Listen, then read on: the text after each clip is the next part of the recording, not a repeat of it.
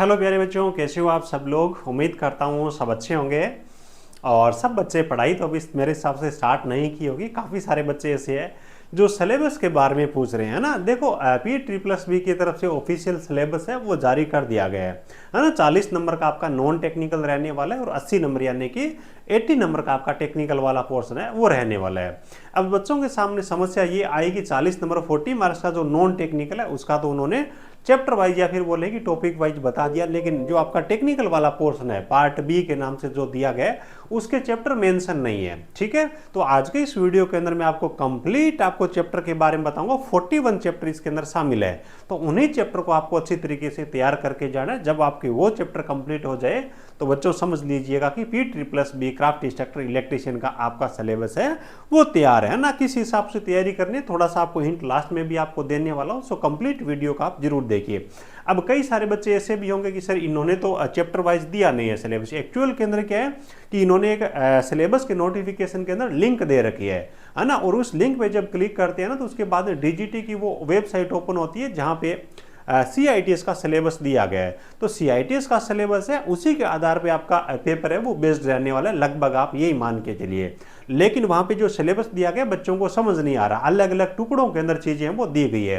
तो यहाँ पे मैं चैप्टर वाइज कंप्लीट चीजों को एनालाइज करके और शानदार तरीके से लेके आऊँ ताकि आप कहीं से भी पढ़ाई कर रहे हो आपको अच्छी तरीके से वो चैप्टर मिल जाए, उनको आपको तैयार कर लेना, कहीं कोई दिक्कत नहीं है बच्चों। ठीक है, और जो बच्चे भी मेरे साथ में जुड़ करके टेक्निकल वाला कोर्स है शानदार तरीके से तैयार करना चाहते हैं तो एप्लीकेशन में आप कोर्स के साथ में जुड़ सकते हो। और अपना ऑफर भी चल रहा है PEEE+B, ये कूपन कोड यूज करना है। स्टार्टिंग के 50 बच्चों के लिए रहने वाला, लगभग 50% इसके अंदर ऑफ रहने वाला है। इस कोर्स की विशेषता ये रहने वाली है बच्चों, ट्रेड थ्योरी आपको कंप्लीट चैप्टर वाइज पढ़ाई जाएगी, इसके सिलेबस के अकॉर्डिंग पढ़ाई जाएगी।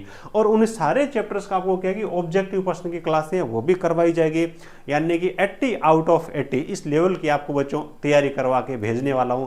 और जितनी अहमियत मैं करूंगा उसी शिद्दत से आप पढ़ोगे तो कहीं कोई दिक्कत नहीं है। टेक्निकल में आप पूरे में से पूरे नंबर भी ला सकते हो, कहीं कोई दिक्कत नहीं है। ये एप्लीकेशन है टेक्निकल जॉब ज्ञान के नाम से, इंस्टॉल कर लेना। एंड्रॉइड ऐप है ना, गूगल प्ले स्टोर पे मिल जाएगा और नीचे डिस्क्रिप्शन में आपको लिंक मिल जाएगी।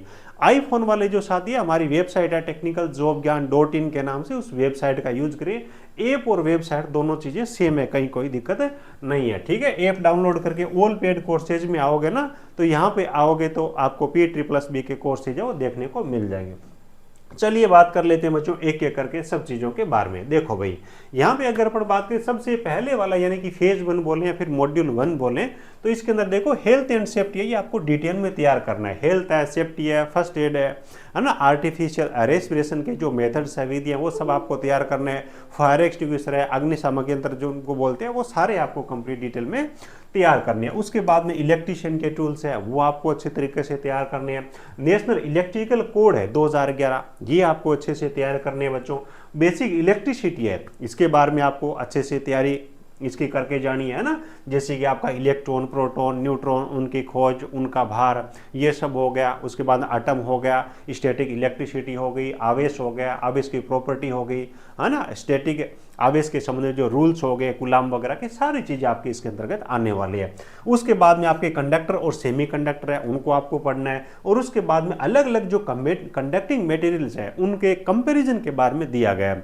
फॉर एग्जांपल आपका कॉपर हो गया, एल्यूमिनियम हो गया, सिल्वर हो गया है ना, तो इनकी क्या क्या प्रॉपर्टी है वो आपको अच्छे से आपको तैयार करके जानी है ना। फॉर एग्जांपल पूछ लिया कि सिल्वर है उसकी कंडक्टिविटी क्या है, कॉपर की कंडक्टिविटी क्या है ना, या फिर वेट है या फिर डेंसिटी है, ऐसे प्रश्न आपसे पूछे जा सकते हैं बच्चों। अगला है आपके जो इलेक्ट्रिकल वायर जॉइंट्स है ये है। उसके बाद आपका सोल्डरिंग है, सोल्डरिंग फ्लक्स का क्लियर देख रखा है वो हो जाएंगे। उसके बाद अलग अलग प्रकार की जो अंडरग्राउंड केबल्स है और उनकी जो वोल्टेज रेटिंग है, जैसे कि अल्टी हो गई, उसके बाद मीडियम हो गई, HT हो गई, एक्स्ट्रा हाई टेंशन हो गई, सुपर टेंशन हो गई है ना, सारी की सारी आपको अच्छे से करनी है। उसके बाद DC सर्किट रहेगा और DC सर्किट के अंदर रेजिस्टेंस और रजिस्टर है उनको कंप्लीट आपको तैयार करना है।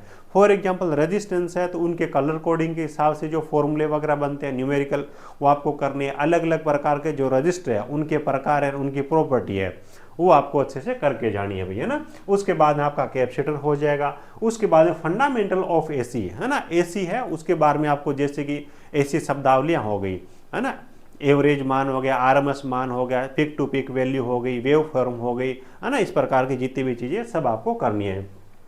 पॉलीफेज सिस्टम हो गया जिसके अंदर स्टार और डेल्टा कनेक्शन होते हैं। अक्सर अगर अपन देखें सेल बैटरी इलेक्ट्रोलिसिस है, इनके अंदर डिफरेंट प्राइमरी सेल हो गए, सेकेंडरी सेल हो गए, इलेक्ट्रोप्लेटिंग वगैरह जो आती है ना, वो सारी आपको इसके अंदर बच्चों करके जानी है। उसके बाद में फेज 3 बोले या फिर मॉड्यूल 3 बोले बच्चों, इसके अंदर आपको इलेक्ट्रिकल वायरिंग है भैया ना, अलग अलग प्रकार की इलेक्ट्रिक वायरिंग है, वायरिंग करने की जो विधियाँ हैं, है ना, टनल वायरिंग हो गई, गोडाउन वायरिंग हो गई, इस प्रकार की जो मेथड्स है वो आपको करने होंगे। एंड इनके एसेसरीज यानी कि वायरिंग एसेसरीज, मतलब समझ रहे हो, जैसे कि वायरिंग के अंदर लगने वाला जो सामान होता है, स्विच हो गए, सॉकेट हो गए, एमसीबी हो गई, है ना, वो इस प्रकार की जो चीज़ें वो आपको तैयार करनी है। उसके बाद में अर्थिंग हो जाएगी।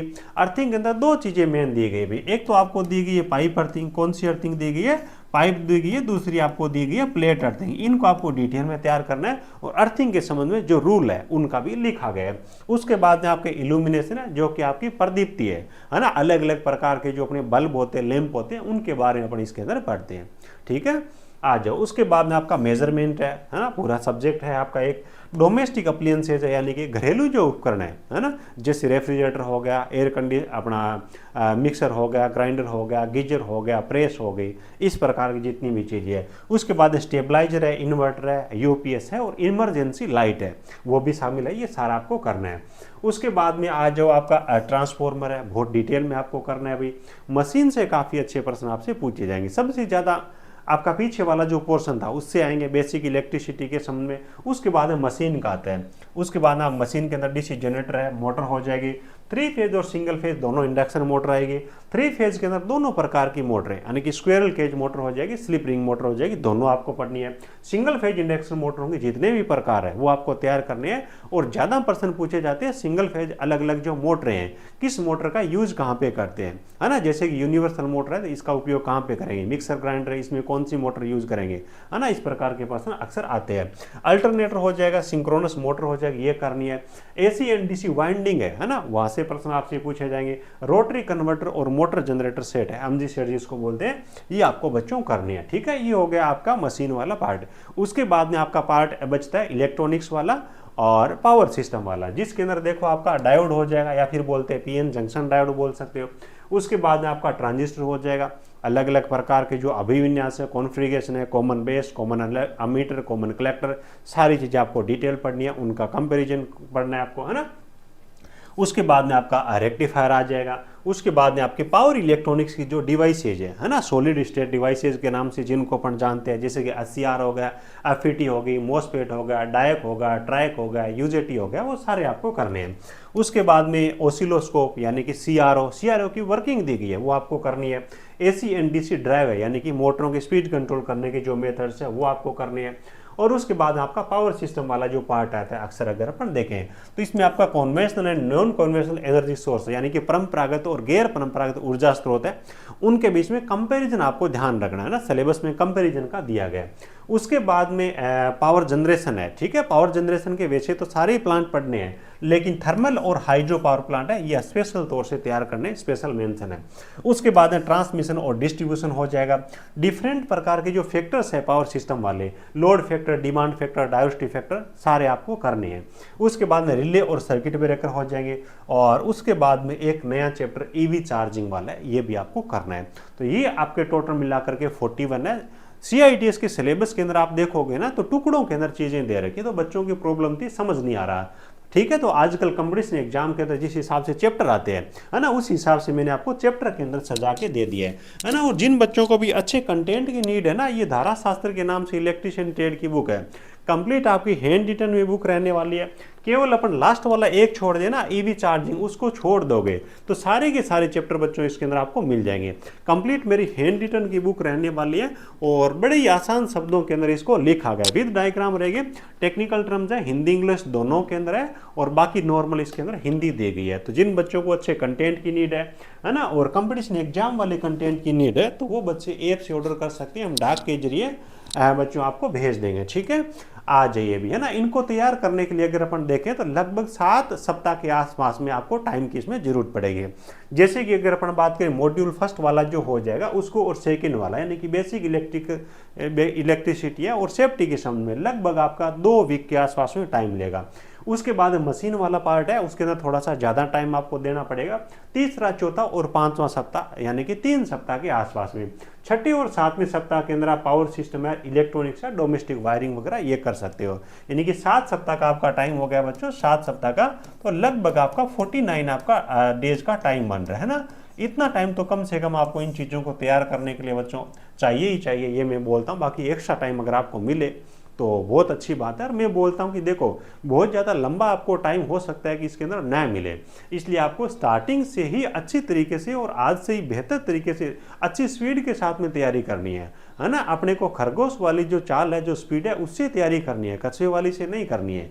कछुआ केवल पुराने टाइम के अंदर किताबों के अंदर जीता था। अभी अगर रेस जीतनी है तो कोई भी कंपटीशन एग्जाम हो, खरगोश वाली ही गति से अपने को चलना पड़ेगा। ठीक है, उम्मीद करता हूँ बच्चों सारी चीज़ें आपको अच्छे से समझ में आ गई होगी। कंटेंट की नीड हो, बेहतर कंटेंट है, विश्वास करिएगा, एक बार जरूर पढ़िएगा। लेटेस्ट जो कॉम्पिटिटिव एग्जाम हुए उन पे बेस्ड आपका ये सिलेबस इसके अंदर बच्चों रहने वाला है। ठीक है, और बहुत ही शानदार बच्चों का फीडबैक है ना। बाकी ट्रेड थ्योरी आप मेरे साथ जुड़ के पढ़ना चाहते हो तो ऐप में इसका कोर्स मिल जाएगा, आप ज्वाइन कर सकते हो भी।